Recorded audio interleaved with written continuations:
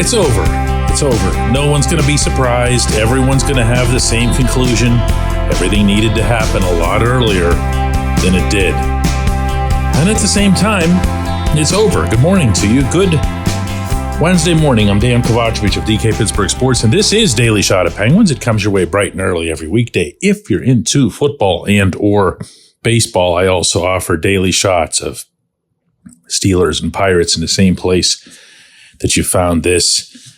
Penguins didn't play last night, but they're going to play tonight, and it's not going to mean a thing. That's because the Capitals won a really bizarre game against the Flyers. The Red Wings pulled it. It doesn't matter. Washington's in.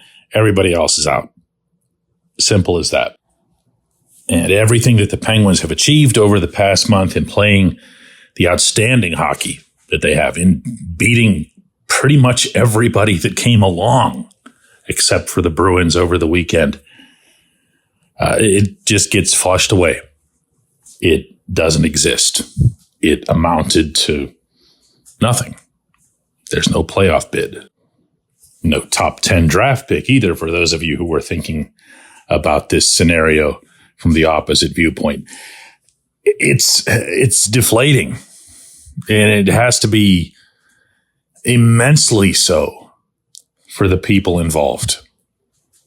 And at the same time, there's got to be some kind of lesson that's learned from it. Not just the obvious. Everyone's going to be doing that now. You know, well, if only they had not blown this lead in November, or if they had not lost a game to, the Ducks or the Blue Jackets or whoever. 1 point would have kept them in the running here tonight in New York. They'll still be facing the Islanders, obviously, in Elmont. I'll be covering that one for DK Pittsburgh Sports.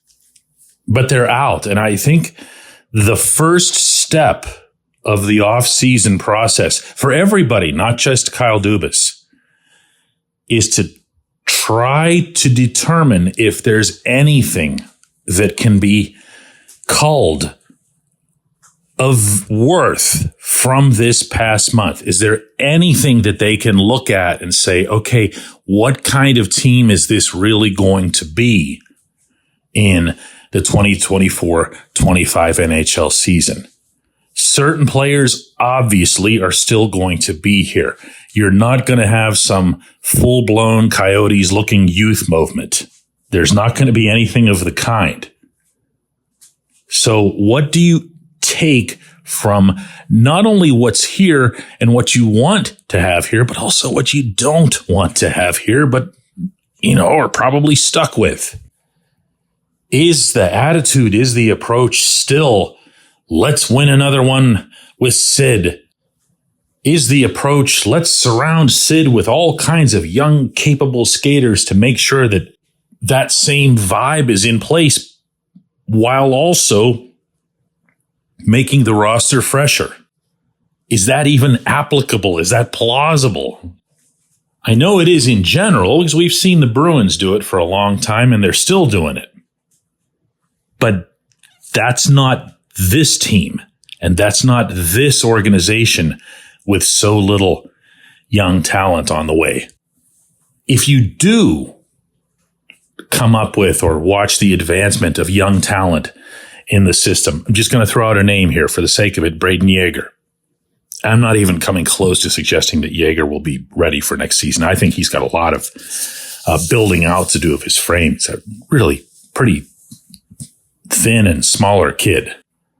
But just to borrow him for the hypothetical, if you had a Yeager and he comes into camp and he just tears it up and he's looking like somebody you'd want to keep around, do you push that because of this approach? Do you say, well, listen, we want Yeager to start skating in the NHL now because we have Sid here now and we think that Yeager can help us with depth scoring or whatever? Do you see what I'm saying? Those are the kinds of things that you have to think about.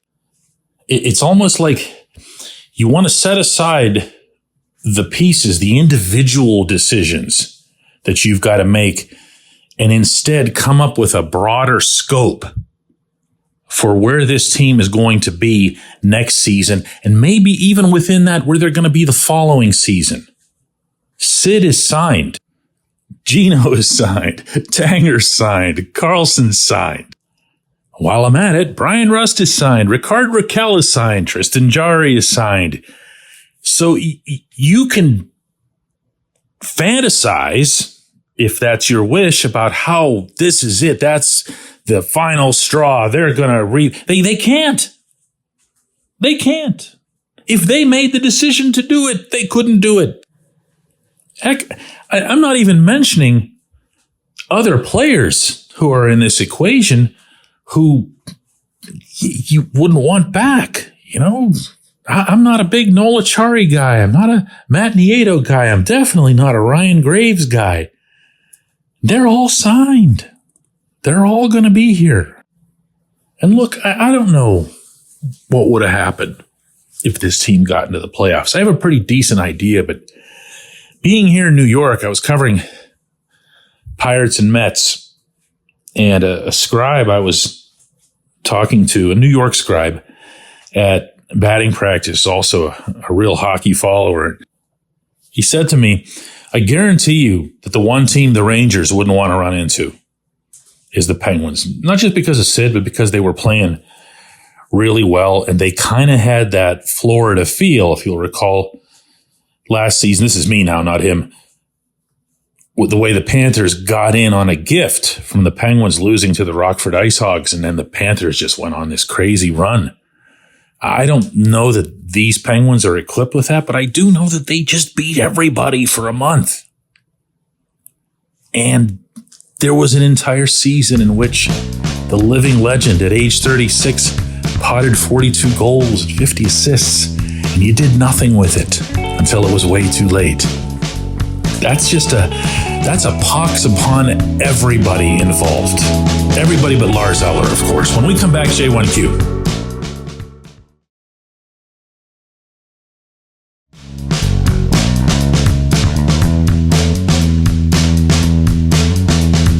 Today's J1Q comes from Matt, who says, DK, please try to correlate the recent winning surge that the Penguins had to players who've been in and out of the lineup. And I don't hate Ryan Graves, but he's got to be an issue.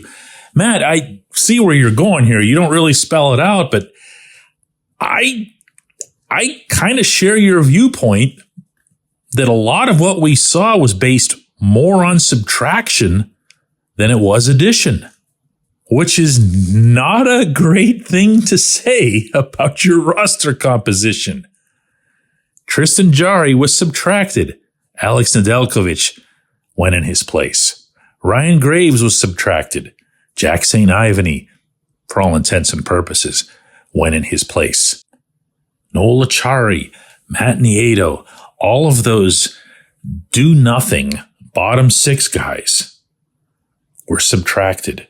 And while you didn't necessarily get the greatest performances out of Jesse Puljujarvi, Emil Bemstrom, there was a pretty significant fade, I thought, for Valtteri Puustinen.